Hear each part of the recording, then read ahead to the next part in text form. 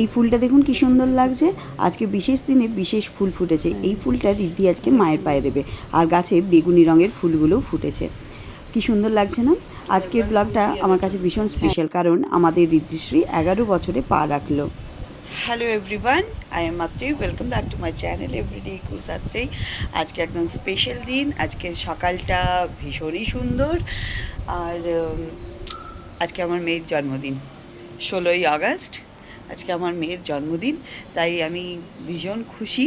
আর দেখতে দেখতে 11 বছর হয়ে গেল আমার মেয়ের। 11 বছরে মানে পা দিল, তো ভাবতে পারছি না। যাই হোক, কিন্তু আজকের দিনটা সত্যি খুব শুভ। তাই আমি এখন স্নান টান করে ঠাকুরকে পুজো করতে যাব। আর তার সাথে হচ্ছে একটু পায়েস বানাবো। আজকে ফ্যামিলিরই, ওর জেঠু জেঠিমা, কাকু কাকিমা, মামা মামিমা সবাই এরা আসবে। একটা জায়গায় গ্যাদারিং হবে এবং ওখানে খাওয়া দাওয়া হবে, এইটুকুই ভেবে রেখেছি। কারণ কি, প্রতিদিন আমার ক্লাউড কিচেনে ও যেই জিনিসগুলো খেতে ভালোবাসে, ও আমার ক্লাউড কিচেনে খেয়ে খেয়ে বোর হয়ে গেছে।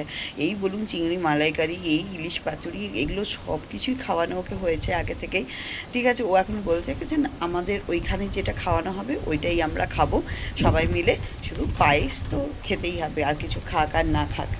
চলুন, তো আমরা আজকে এখন একটু পায়েস বানাবো, তার আগে পুজো করবো। এবার যে সব রিটার্ন গিফটসগুলো মোটামুটি রেডি হয়ে গেছে, এই রিটার্ন গিফটগুলো এগুলোকে নিয়ে আর হচ্ছে যাব। সময় কেমনভাবে চলে যায়। আমার ছোট্ট মেয়েটাও কখন যে এত বড় হয়ে গেল সত্যি বুঝতে পারলাম না। এবারে জন্মদিনটা আমরা একটু অন্যরকমভাবে আমাদের ব্যাঙ্গালোরে পরিবারের মানুষজনদের নিয়ে উদযাপন করব। আমার শ্বশুরবাড়ি এবং বাপের বাড়ি অনেকেই ব্যাঙ্গালোরে থাকেন, তাদের মধ্যে কয়েকজনকেই আমন্ত্রণ জানিয়েছিলাম। আর জন্মদিনের সবচেয়ে সুন্দর চমক ছিল মামিমার হাতে স্টেজ ডেকোরেশন। রিদ্ধি এবারে থিম ছিল ক্যাটসাই। এই দেখুন, এবারে ঘুম থেকে তোলা হচ্ছে। 11 ইয়ার্সে 11টা মার পড়ে গেছে। আমি মোটামুটি পুজো করে নিয়েছি। এরপরে আমি পায়েস বসাতে যাব। ততক্ষণে রিদ্ধিকে বললাম তাড়াতাড়ি করে স্নান করে এসো, ঠাকুরকে আগে পুজো করো। ঠাকুরকে প্রসাদে দিয়েছিলাম মায়ের আনা জল ভরা সন্দেশ। এটা মা বাবা আনেনি, ছোটো কাকু পাঠিয়েছে। যেহেতু জল ভরা সন্দেশ আমার তো খুব ভালো লাগে। এই দেখুন, রিদ্ধিও তৈরি হয়ে গেছে। এরপরে বললাম ঠাকুরের কাছে প্রার্থনা করো যাতে তুমি বড় হতে পারো, ভালো হতে পারো, সুন্দরভাবে জীবনযাপন করতে পারো। এইটুকুই আর কি। এই হচ্ছে রিদ্ধির মামিমা। আমার শ্বশুরবাড়ির আর বাপের বাড়ির অনেকেই ব্যাঙ্গালোরে থাকেন, তাদের মধ্যে কয়েকজনকেই আমন্ত্রণ করেছিলাম। আর এই হচ্ছে আয়ত্রিকা, পারমিতার মেয়ে। আপনারা একে ব্লগে আগেও দেখেছিলেন। আর জন্মদিনের সবচেয়ে সুন্দর চমক ছিল মামিমার হাতে তৈরি করা স্টেজ ডেকোরেশন। রিদ্ধির এবারের থিম ছিল ক্যাটসাই। ওর ভীষণ পছন্দের এই ক্যাটসাই ব্যান্ডটা গ্লোবাল গার্ল গ্রুপ। এদের হচ্ছে কি যে ব্যান্ডের গান শুনতেও খুব ভালোবাসে। আর এই গ্রুপের কয়েকজন সদস্যের ফেভারিট কালার হচ্ছে পার্পল হওয়ার কারণে ডেকোরেশনটা পুরোটাই পার্পল আর পিঙ্কের মাধ্যমে করা হয়েছে। পার্পল থিম সাজিয়েছিলাম, আমরাও ড্রেস আপ করে এসেছি। রিদ্ধিও তাই পার্পল কালারের ড্রেস পরে এসেছে। আইত্রিকা দিদি খুব সুন্দর করে মেকআপ করে দিয়েছে। মামিমার ডেকোরেশন দারুণ করে দিয়েছে। বেলুনের ভেতরে বেলুন দিয়ে খুব সুন্দরভাবে ডেকোরেশন করেছে, খুব ভালো লেগেছে। আর একটু ফটোশ্যুট হচ্ছে, এই যে 11 ইয়ার্স, আর এত সুন্দরভাবে ডেকোরেশন করে দিয়েছে। আর ব্যাকড্রপটাও ছিল বেশ ওই ব্যান্ড রিলেটেড এই ধরনের। এখানে পপসিকেল ছিল, যাকে বলে পেপসি। দারুণ এনজয় করছিল ছোট থেকে বড় সকলেই। চাইল্ডহুডটাকে সবাই চাই এনজয় করতে। এপাশে ছিল ননভেজ আইটেম, এপাশে স্যালাড, আর অপোজিট সাইডে ছিল ভেজ আইটেম। আর তারপরে তো ছিল স্ন্যাক্স এই সমস্ত চাট ফাট সব কিছু ছিল। এইখানে ডোনাটটা কিন্তু আমি তৈরি করেছিলাম। আর কেক আর কাপ কেক বানিয়ে দিয়েছে ওর আরেক জিম্মা, যে আমাদের অ্যাপার্টমেন্টেই থাকে, যার নিজের বেকারি আর ক্লাউড কিচেনও রয়েছে। তাই সত্যি কথা বলতে কি, বাড়ির মানুষজনই যখন নিজেরাই একটা সুন্দরভাবে ইভেন্ট ম্যানেজ করে দেয়, তখন আমার উপর কোনো আলাদা করে টেনশন আর থাকে না। জেঠু জেঠিমা, কাকু কাকিমা, মামা মামিমা, পিসি পিসেমশাই, নানা নানি সবাই মিলে বাড়িটা একেবারে আনন্দে ভরে উঠেছিল। আর জায়গাটা একদম গমগম করছিল। খুব আনন্দের সাথে হচ্ছে কেক কাটিং হলো। আর এত সুন্দর করে কেক বানিয়ে দিয়ে সাজিয়ে দিয়েছে রিদ্ধির জন্য, সে আর কি বলবো। হাসি, গল্প, খুনসুটি, ছবি তোলা, আর রিদ্ধিকে নিয়ে এত আদর আর আশীর্বাদ, সব মিলিয়ে দারুণ একটা দুপুর কাটিয়েছিলাম আমরা সকলে মিলে।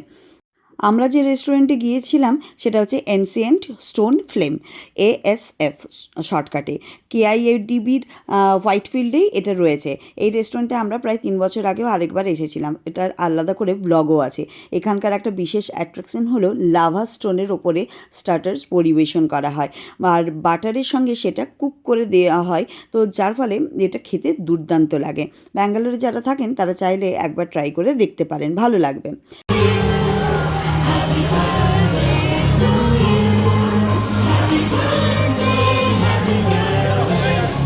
फोटो खींच रही है। मैं वीडियो कर रही हूँ। এই হচ্ছে পায়েস। মা বলেছে কেকটা খাওয়ানোর আগে আগে ওকে পায়েস খাইয়ে দিতে, তারপরে কেক খাওয়াতে। সত্যি তো, জন্মদিনের দিনকে মুখে একটু পায়েস পড়বে না তা কি কখনো হতে পারে? যাই হোক, ভীষণ সুন্দর লাগছিল ঋদ্ধিকে। একটা সিম্পল জামাই পরেছিল কিন্তু খুব সুন্দরভাবে নিজেকে সাজিয়েছিল। আর ওই আয়ত্রিকা দিদিও সাজিয়ে দিয়েছে, আর কেকের টেবিলটাও কিন্তু খুব সুন্দর, খুব গর্জিয়াস লাগছিল। যাই হোক, এবার রিটার্ন গিফট দেওয়ার পালা। প্রত্যেকের খাওয়া দাওয়া হয়ে গেছে। রিটার্ন গিফটে প্রত্যেকে আমি পিটুনিয়া ফুলের ওই পটগুলো দিয়েছিলাম। সবার ভীষণ পছন্দ, আর সবাই খুব খুশি। এখানে সব জেঠুমণিরা রয়েছে, এই দেখুন জেঠুমণি, জেম্মা, এরা সবাই রয়েছে।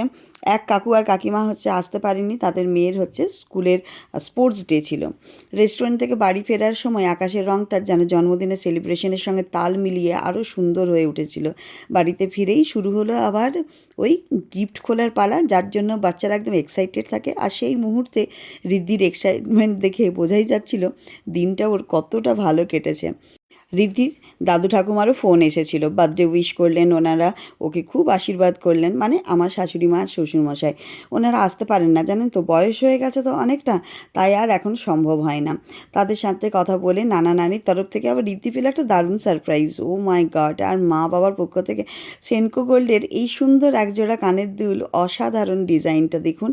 আপনাদেরও কেমন লেগেছে অবশ্যই আমাকে জানাবেন। সুন্দর, ঋদ্ধির কানেও কিন্তু খুব দারুণ সুন্দর মানিয়েছিল। সবশেষে বলবো, জন্মদিন মানেই যে শুধু কেক, ডেকোরেশন বা গিফটস তা কিন্তু নয়। পরিবারের এত মানুষের ভালোবাসা, আশীর্বাদ আর একসঙ্গে কাটানোর সময়টাই আসল পাওয়া।